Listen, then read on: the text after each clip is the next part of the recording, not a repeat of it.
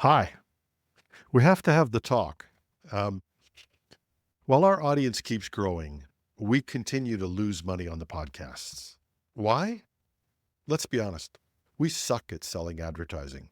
We don't turn it down, but we don't really work at selling it because in many ways we find we were always worried about whether it'll compromise our integrity, and it takes time that we could spend on the programming. So we've decided to see how much our audience wants these programs, and we're asking you, would you consider the equivalent of buying us a cup of coffee every month? If even a fraction of our audience did that, we'd have enough revenue to keep going and even expand some of our services.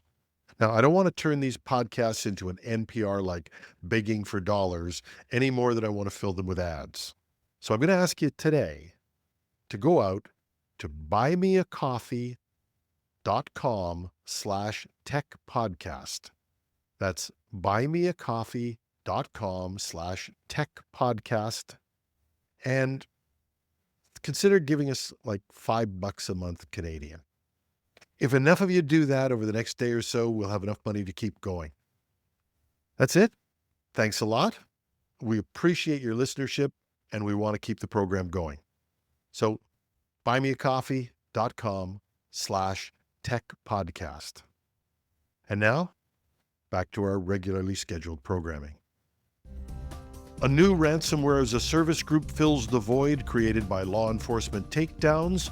Researchers discover a backdoor in a popular Bluetooth chipset, and Signal's president sounds the alarm on AI agents.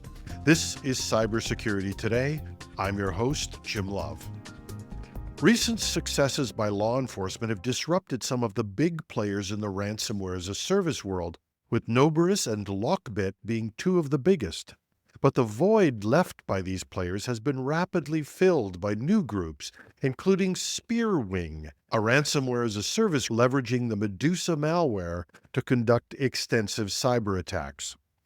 Since its inception in early 2023, SpearWing has rapidly expanded its operations, listing nearly 400 victims on its data leak site and demanding ransoms ranging from $100,000 to $15 million.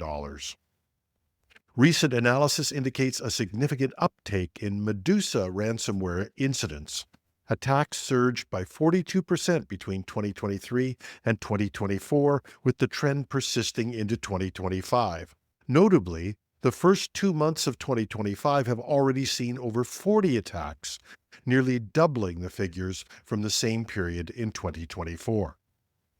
There is, however, some question about whether SpearWing really is a ransomware as a service operation, renting its software and fulfillment to other attackers. The questions are raised because of the operations, the way they exhibit consistent tactics, techniques, and procedures, which suggests either a centralized operational model or a very tight collaboration with a limited number of affiliates.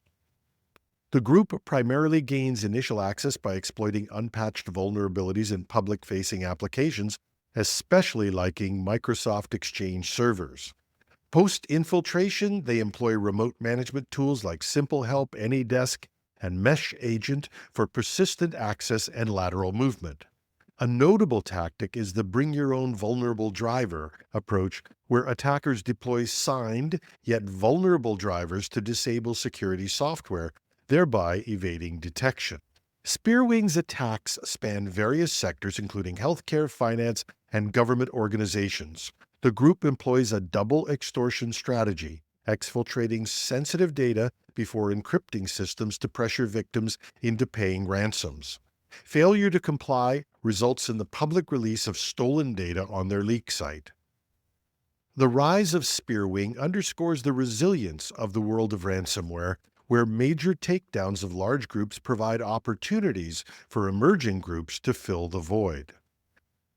So as much as we can applaud successes for international law enforcement, we can never really let our guard down, making the case for those who say that maybe paying ransoms should be outlawed because as long as there's a profit to be made, there will be groups to fill any void created so that even big victories by law enforcement will be short-lived.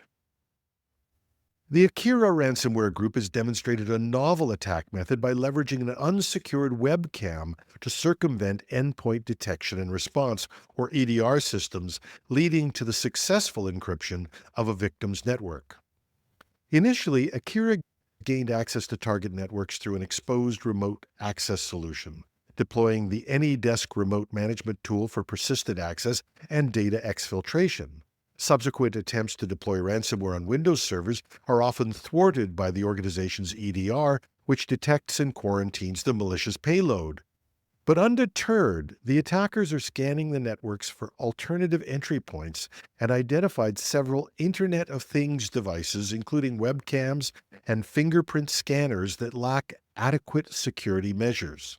They then go on to exploit these vulnerable webcams running a Linux-based operating system compatible with Akira's Linux ransomware variant to bypass EDR protections. Using webcam vulnerabilities, Akira has mounted Windows Server message block network shares of the organization's devices onto the webcam.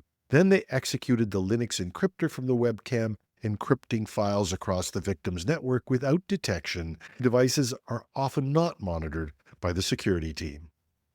If we needed a wake-up call to get us to secure IoT devices within our networks, this has got to be it. Unmonitored and unpatched devices serve as backdoors for attackers to bypass traditional security measures. Implementing network segmentation, regular security audits of connected devices, and continuous monitoring are essential steps to mitigate such sophisticated attack vectors. But any perceived separation between systems is a thing of the past.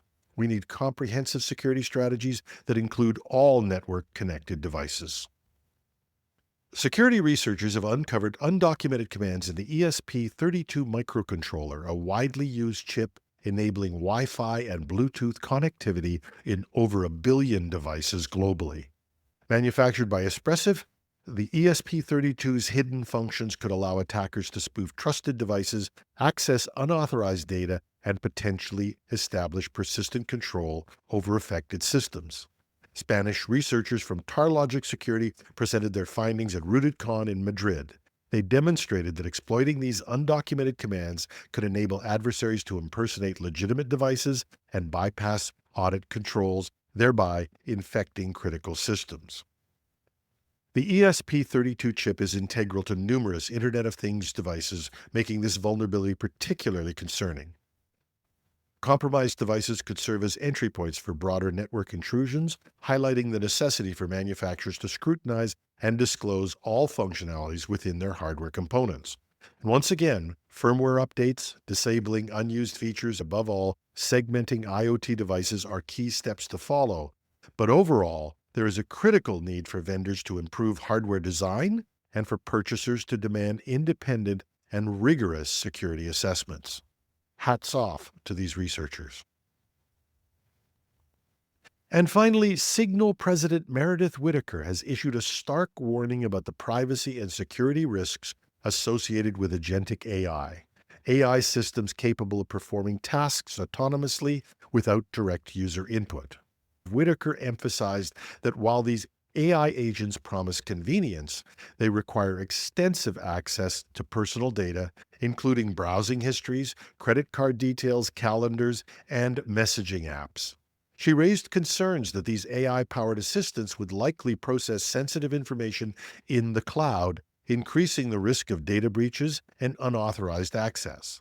Whitaker also warned that integrating such AI tools into secure messaging platforms like Signal could fundamentally undermine privacy protections by granting them access to encrypted conversations. People might think they're just getting a helpful assistant, but they are actually signing up for pervasive data collection. AI pioneer Yoshua Bengio echoed these concerns, cautioning that the rapid development of artificial general intelligence could introduce further security vulnerabilities if not properly regulated. Both experts underscored the need for stronger oversight of AI development to prevent widespread privacy erosion. And as companies race to develop AI assistants capable of handling complex tasks, privacy advocates warn that users may be unknowingly sacrificing their digital autonomy in exchange for automation. And that's our show for today. You can reach me with comments, questions, or tips at editorial@technewsday.ca. I'm your host, Jim Love. Thanks for listening.